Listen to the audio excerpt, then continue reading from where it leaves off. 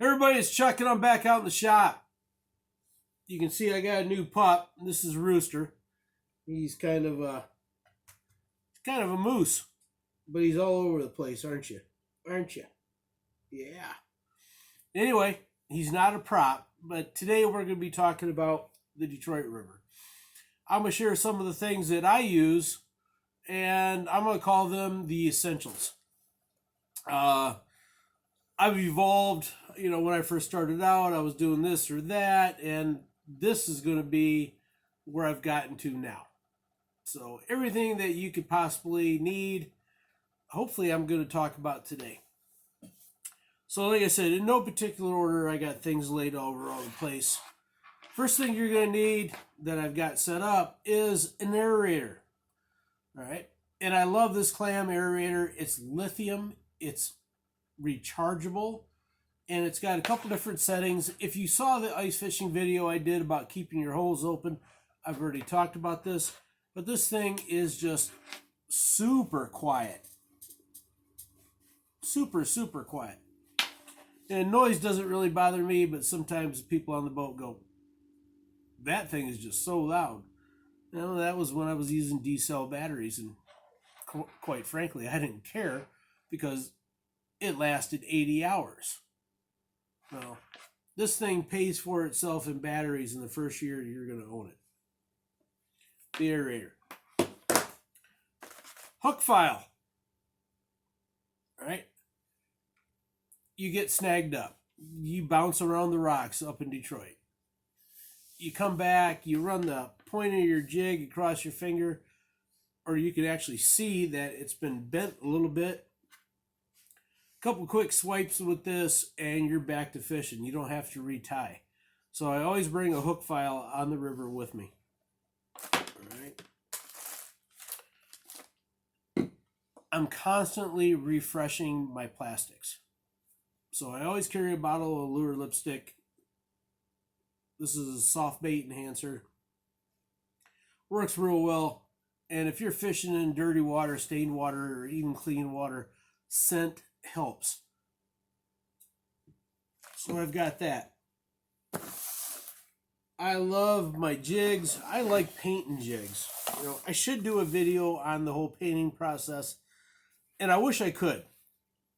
And maybe when I get away from the heat gun and go to a second toaster oven, I will. But right now I can't really do it because the heat gun is just so darn loud. But I love painting my own jigs.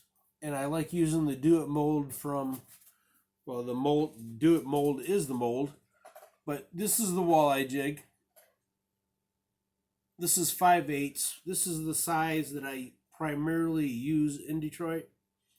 If I go up where, let's say the Ambassador, Trenton Channel, somewhere where there's a long flow, where nothing is going to impede the speed of the river itself, then I'll bust out the 3/4 and 1 ounce. But primarily I am using 5/8. Rods. And I'll talk more about jigs in a sec, but the rods I use, everybody knows I'm with St. Croix rods. Love them. Best rods on earth, right? And they've got a rod in every category in the freshwater that you could possibly use. Starting out, one of the longest running series from St. Croix is the Premier. And they make several rods that really get overlooked that you could use in Detroit. And I'm serious. And I wish I would have kept it, but I had one that had a Tennessee handle on it. I could put the reel anywhere I wanted. And if you've ever ice fished, the best rods have a Tennessee handle. This means you can put that reel anywhere you want, secure it with some electric tape or whatever you like. I prefer the electric tape. I'm not taking the reels on and off, and I don't have to replace these little rings that go squirrely after a couple of years. But it was an awesome rod. Unfortunately, that got retired a long time ago, and I Well, I passed it down to a family member that needed it more than I did. But if I want to go in the Premier, these are two rods. Hi, Rooster. Yeah, buddy. Yeah, that's a good dog. So anyway, two rods that I would pass or tell you that would be the 5.6 medium fast action. It's a fantastic rod. And you know, the shorter the rod, the stiffer the action. So even though it's a medium, don't undersell it. It's a perfect rod for Detroit. They also make a 6-foot medium heavy fast action rod. Awesome rod. Again, if you're looking at fishing 3/4 or heavier, you want that medium heavy. All right. That's the general rule of thinking. I'm gonna bust some myths here in a little bit, but that's what people like. And that is a nice rod. Next rod, and I've got 3 of these, and one of the reasons I like this rod is St. Croix trusted me with the development of this rod. This is the 5'8" heavy metal rod in the Icon series. All right? Heavy fast. And it's called heavy fast, but I think, and I love this rod by the way, it is more like a medium heavy extra fast. That's the kind of action it reminds me of. So if I feel anything, and I've used everything from a 5/16 jigging wrap to a 1 1/4 ounce hair jig on the Detroit River, it handles everything. It's such a nice, sensitive rod. All right. Now you can see I've got this hooked up with a Wally Gator jig. This is from my good friend Paul Doty, Anglers Quest Charters. Look them up. And we sell those on Lure Lipstick's website, and I am the pro staff director. And we got this hooked up with a blue ice split tail. All right. Very popular on Detroit. This color combination I would use in clear water, clean water. So if I'm fishing the US side, USA side, this is going to get used more often than not.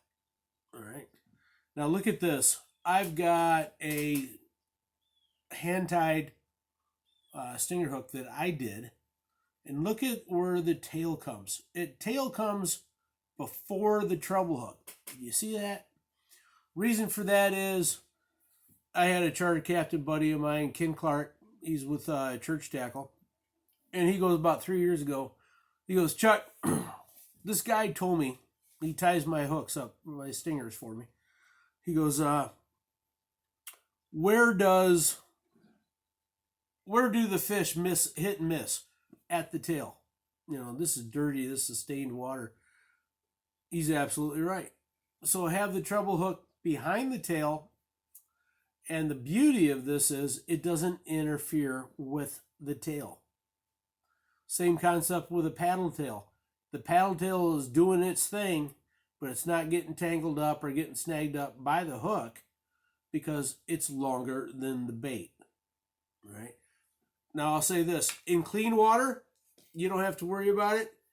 90% of the time in clean water, they're hitting the big hook on the jig, right?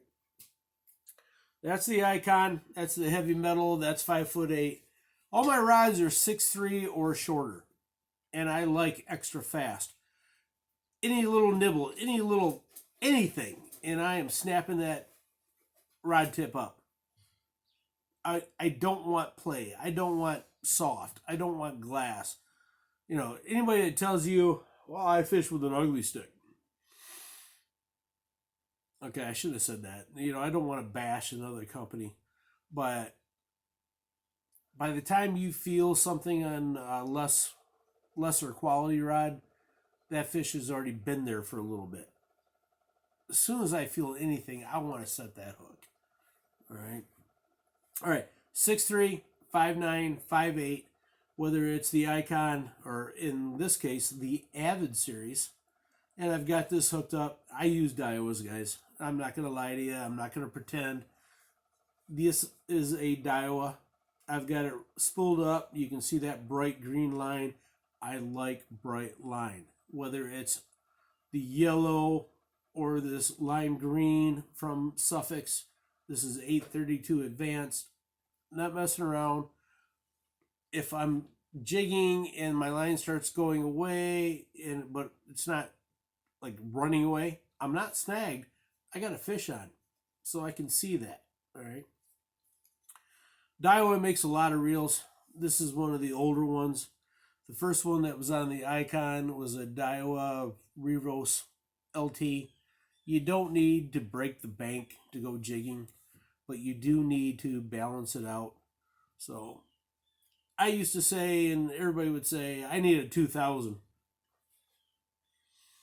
or a 1500 or a 1000, depending on the brand name and everything. I prefer now, I would rather go up to a 2500, because look how close that handle is to the reel. That is so close to the reel, it makes it harder to fight the fish. But if it's out this much further, it's a dream. And I'm not losing anything as far as weight goes, because this reel weighs the same as an LT version does. All right. All right. Getting back to the Avid rod.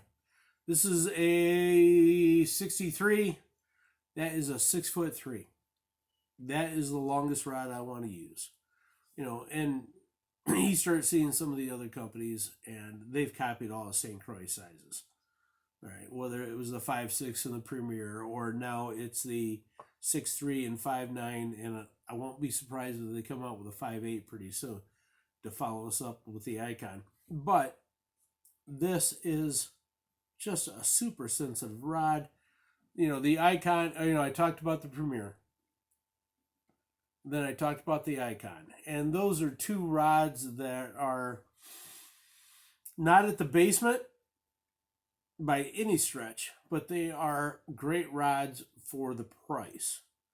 Now, if you want to step up to a better quality, you want to get into a more sensitive rod, medium extra fast. You know, I've got the Icons. I've had medium heavy rods. The only thing I won't fish in with Detroit is a medium light, but I love the mediums with the extra fast action. All right. The rod I love the best, and I could go more expensive, but the Walleye Legend tournament rod. All right, or Legend Tournament Walleye rod. I've got this hooked up with one of the 5/8 jigs that I painted myself. I pour these up in the shop, and like I said, 90% of the time, that's what I'm using is 5/8. Unless I get into a fast current situation, this is my go-to size on Detroit. Right? And I've got a paddle tail on there, and I will spritz some lure lipstick on it. But look where that stinger hook is compared to that paddle tail. It's behind it. Like I mentioned earlier, this will not impede, this will not get hung up on the paddle tail. And if I get a short shank, or my shout out to my good buddy Mark Davern, this is the short bite. This is where if the fish are going to hit and miss the main hook, I'm going to catch that fish because they swiped at it, missed the bait, but got the treble hook. And when I say a shout out to my good buddy Mark, his team is called Short Shank, and that's the reason they named it. Mark hates the river, by the way. It's like his nemesis. All right. These are Stinger foam blocks.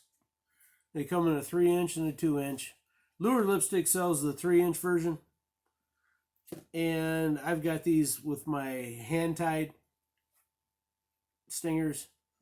They're a little bit long, so they hang out a little bit. Those are also from Angler's Quest, like that first jig I showed you on the Icon. And they're just so handy. You know, I got 2 in the back of the boat for the guys fishing with me during the tournaments. And then I've got 1 in the front with me. So they're easy to get to. Paul from Angler's Quest also makes a 2-inch.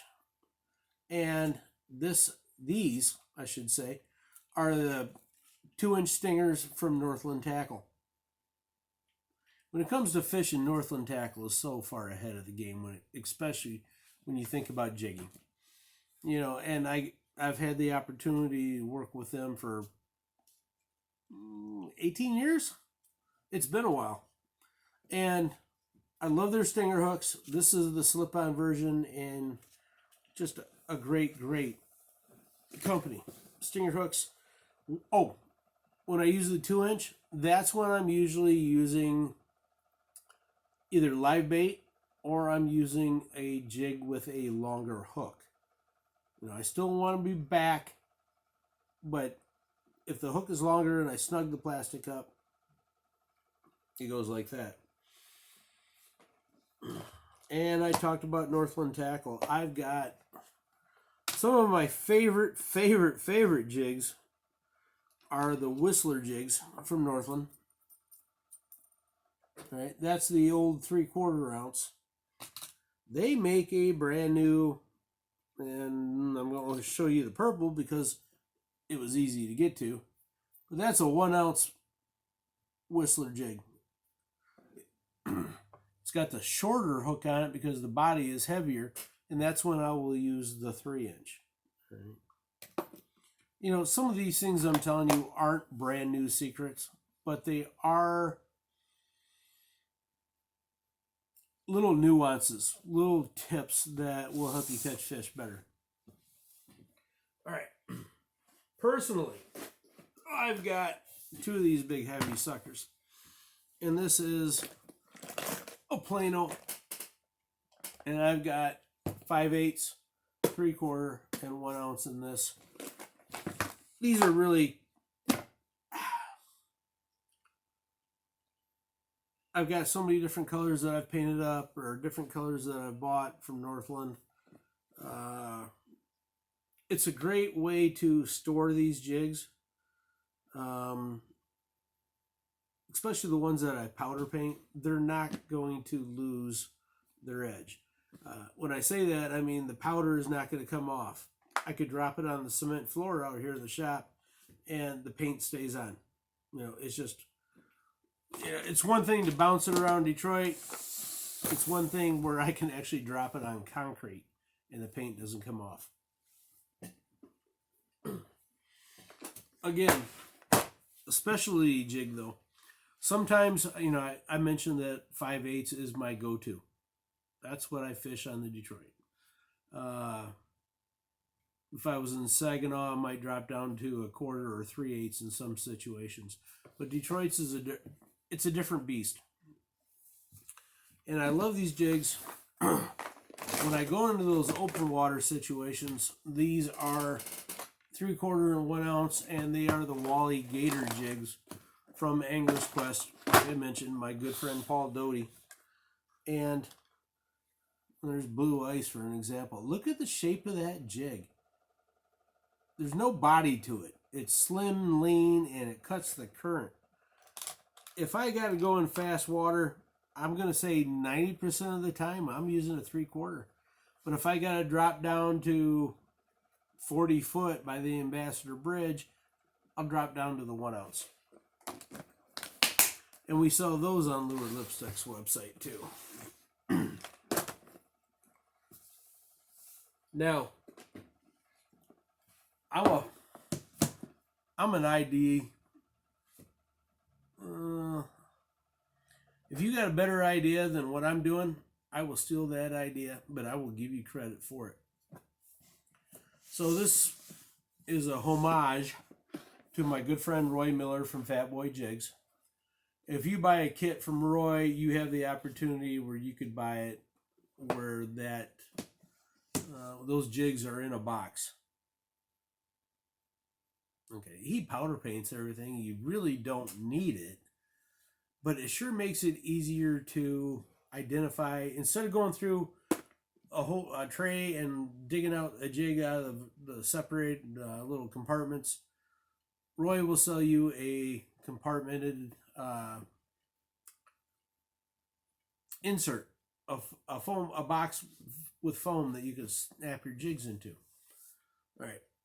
And I work with Clam Outdoors. and that's I've been with clam as far as ice fishing goes since 2001. I've been using their products, and I've been on the pro staff since like '04 or '05. And what I'm doing is I'm stealing Roy's idea, but I'm using a product that I already have. This is the Clam Extra Large Spoon Box, and I've got jigs in it. These jigs are secure, they're easy to identify. So if I'm using the Fireball jig from Northland Tackle, okay, I'll get into that in a sec. I can tell where it's at. It's right there.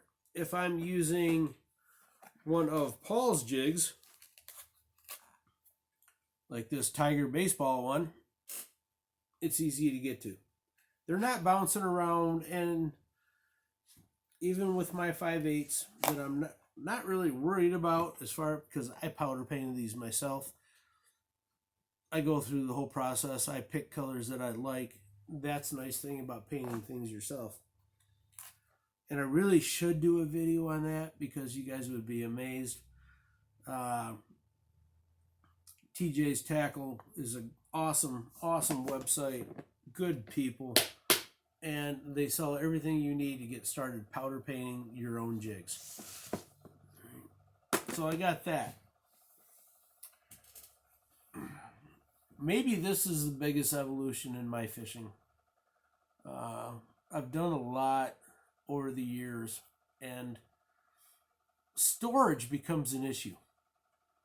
Right? I've got plastics that are 2 and 3 inch curly tail grubs, whether it's Detroit or Saginaw. I'm casting or I'm vertical jigging. I've got so many types of plastic. I used to carry a lot of stuff. But when I first started, I would just put things in this little soft-sided cooler. It was a lunch bag. It was outdoor something or another, and it was free with a subscription to, But I would store my plastic in there. And I would take it out, and I would go to Detroit, or I'd go to Saginaw, and this was my go-to bag. Then I started doing tournaments about 15 years ago, and things really evolved from there. So then I used to have these things. I'd have a tote for that. I'd have a tote for this.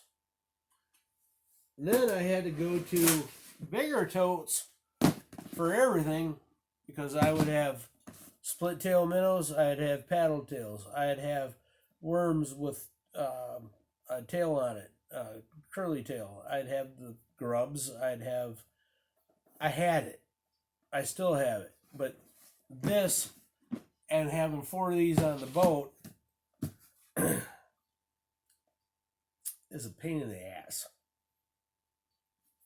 So this is what I did.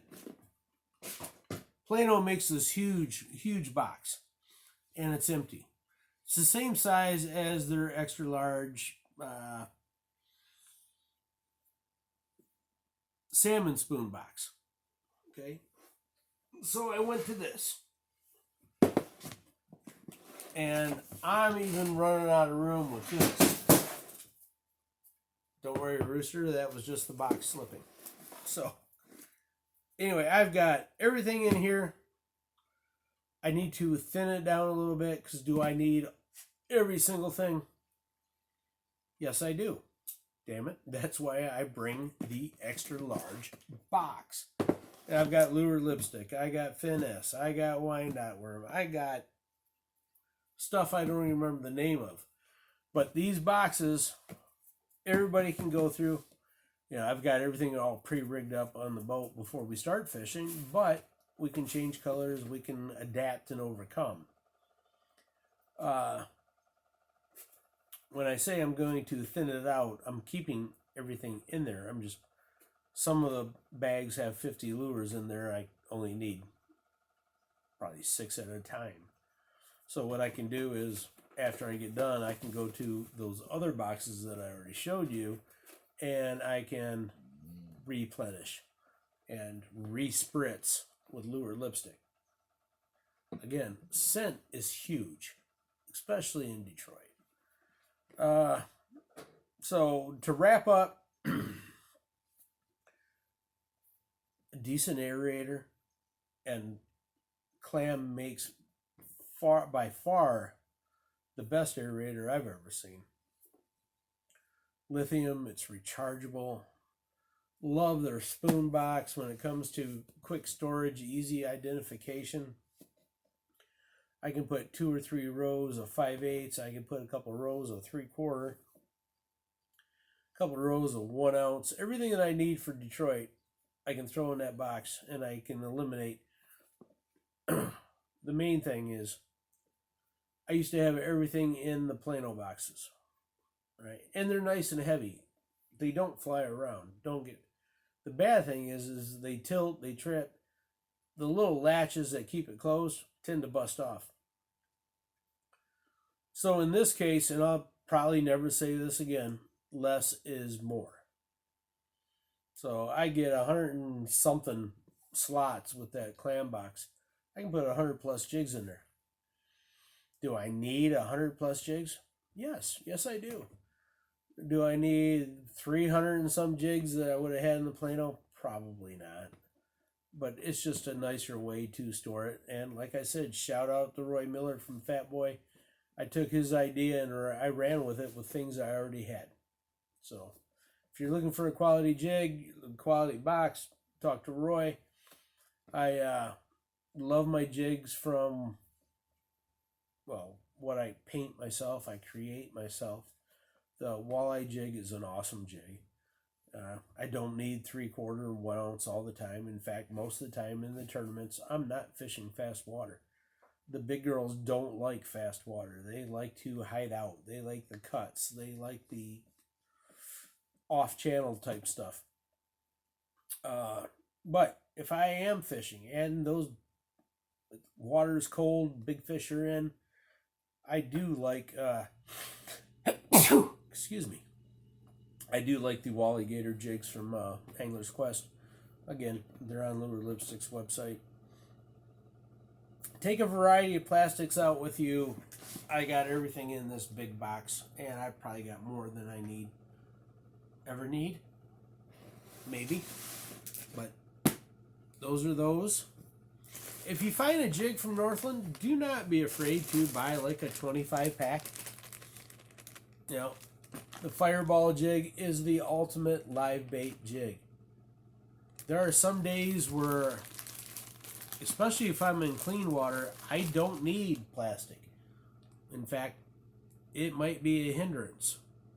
That's when the live ball, it's got a shorter hook on it. You hook it right through the minnow's mouth, put a stinger on the top, or it's got an eye on the bottom where you can clip in a stinger. Northland tackle. And like I said, I love Whistler jigs. They've been around for so long, you know. Yeah, I shouldn't tell you this, but I use them for ice fishing too. But that's like a glow. This is the black. I buy these things 25 at a time. They're that good. So, St. Croix, I don't care if you buy the Premier, the Icon, the Avid, or if you get into a Legend. And there's more expensive rods, but I have 16 river rods, different lengths, different actions. St. Croix, well, let's put it this way. They make a rod that will fit into your budget, but every rod will be best rods on earth. And they're made in the United States or assembled Wisconsin. We have our factory managers out of the country. They're running the process. So everything is fine-tuned. You know, I call them best rods on ice. Well, they're also the best rods on open water too. So St. Croix, you got your plastics, you got your different types of storage, you know, grow with it. Don't forget that hook file. That thing is huge. You know, you don't always have time. You might not have 16 rods.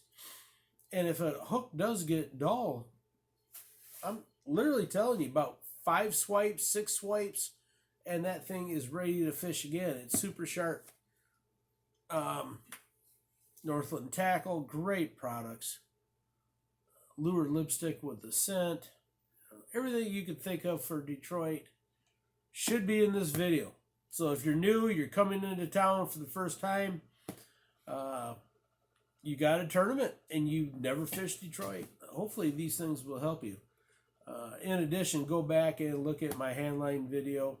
I might do another one just on the lures that I use. So until then, or until the next time, take care.